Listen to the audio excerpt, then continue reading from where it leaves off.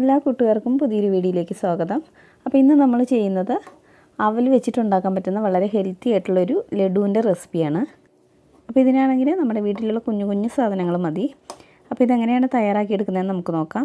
അപ്പോൾ വീഡിയോ കണ്ടിട്ട് ഇഷ്ടപ്പെടുവാണെങ്കിൽ ഒന്ന് ലൈക്ക് ചെയ്യുക, അതുപോലെ ഒന്ന് ഷെയർ ചെയ്യുക. അപ്പോൾ നമുക്ക് വീഡിയോയിലോട്ട് പോകാം.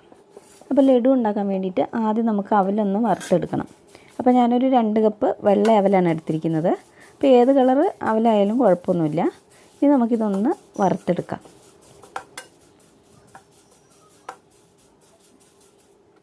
ഇതിപ്പോൾ ആയിട്ടുണ്ട്. അപ്പോൾ ഇതിൻ്റെ കറക്റ്റ് പാകം അറിയുന്നത് നമ്മളിതുപോലെ കയ്യിലെടുത്തിട്ട് ഒന്ന് പൊട്ടിച്ച് നോക്കിയാൽ മതി. അപ്പോൾ നന്നായിട്ട് പൊട്ടി വരും. ഇതിന് നമുക്കൊരു പാത്രത്തിലേക്കൊന്ന് മാറ്റി കൊടുക്കാം. അതിന് ശേഷം നമുക്കിതിലേക്ക് 1 കപ്പ് തേങ്ങ ഇട്ട് കൊടുക്കാം. എന്നിട്ട് അതും ജസ്റ്റ് ഒന്ന് വറുത്തെടുക്കണം. അപ്പോൾ 2 കപ്പ് അവലിന് ഞാനിപ്പോൾ ഇവിടെ 1 കപ്പ് തേങ്ങയാണ് എടുത്തിരിക്കുന്നത്. ഇതിലെ വെള്ളമൊക്കെ ഒന്ന് വറ്റി വന്നാൽ മതി. ഇതിൻ്റെ കളറൊന്നും മാറേണ്ട ആവശ്യമില്ല. ഇനി ഇതിലേക്ക് ഒരു 1/4 കപ്പ് കാഷ്യൂ നട്ടും കൂടി ഇട്ട് കൊടുക്കാം. എന്നിട്ട് അതും കൂടി ഒന്ന് ഫ്രൈ ചെയ്തെടുക്കാം. അപ്പോൾ തേങ്ങയും അതുപോലെ കാഷ്യൂ നട്ടൊക്കെ ഒന്ന് ഫ്രൈ ആയി വന്നിട്ടുണ്ട്. ഇനി നമുക്ക് തീ ഓഫ് ചെയ്തതിന് ശേഷം ഇത് തണുക്കാനായിട്ട് മാറ്റി വയ്ക്കാം. ഇനി ഇതിലേക്ക് വേണ്ടുന്ന ശർക്കര ഒന്ന് മെൽറ്റാക്കി എടുക്കാം. അപ്പോൾ ഞാനൊരു 1/4 കപ്പ് ശർക്കര ഇതിലേക്ക് ഇട്ട് കൊടുക്കുന്നുണ്ട്. അതിൻ്റെ കൂടെ ഒരു 1/2 കപ്പ് വെള്ളം കൂടി ഒഴിച്ച് കൊടുക്കുന്നുണ്ട്. ഇതൊന്ന് നന്നായിട്ട് മെൽറ്റായിട്ട് വന്നോട്ടെ. ഇപ്പോൾ നമ്മുടെ ശർക്കര നന്നായിട്ട് തിളച്ച് വന്നിട്ടുണ്ട്. ഇനി നമുക്ക് തീ ഓഫ് ചെയ്യാം. ഇതിനെ ഒന്ന് തണുത്ത് വന്നതിന് ശേഷം നമുക്ക് അരിച്ചെടുക്കാം. ഇനി നമ്മൾ നേരത്തെ വറുത്തെടുത്ത അവലും അതുപോലെ കാഷ്യൂ നട്ടും തേങ്ങയും കൂടെ മിക്സിയുടെ ജാറിലേക്ക് ഇട്ട് കൊടുത്തിട്ട് ഒന്ന് പൊടിച്ചെടുക്കണം. അപ്പോൾ നമുക്കിത് മിക്സിയുടെ ജാറിലേക്ക് ഇട്ട് കൊടുക്കാം. എന്നിട്ടിത് നല്ല ഫൈനായിട്ട് പൊടിക്കേണ്ട ആവശ്യമില്ല.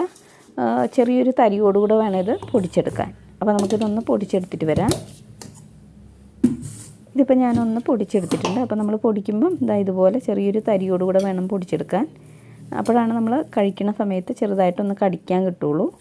ഇനി നമുക്കിതൊരു പാത്രത്തിലേക്ക് ഇട്ട് കൊടുക്കാം.